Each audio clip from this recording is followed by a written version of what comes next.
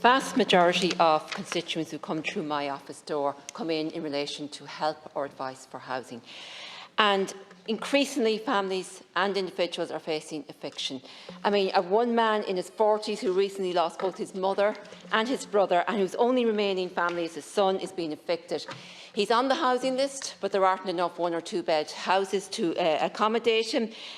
He's on one wage, there's no possibility of him being able to rent in the private sector.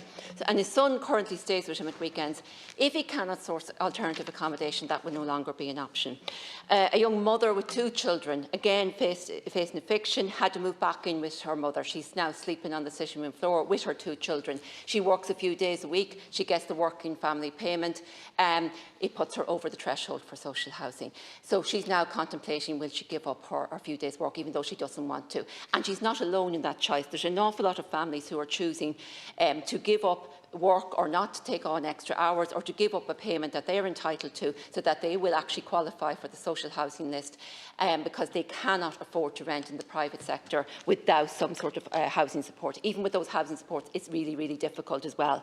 And in my constituency, the emergency accommodation consists of B&B. So both in Cavan and Monaghan, if somebody's facing homelessness, it's a B&B they're put up in, which is not appropriate long-term and certainly not appropriate for children. And I want to commend the staff in the housing sections of both councils, because they do everything in their power to prevent people becoming homeless. But there's only so much they can do when there is a severe shortage of houses. So it is very disappointing that the government is opposing this bill.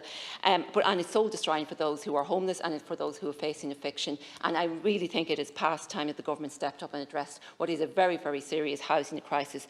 Because an eviction ban, a no-fault eviction ban, would allow some time for housing to become available. It won't restrict the number of houses available. It will do the opposite if it's used appropriately.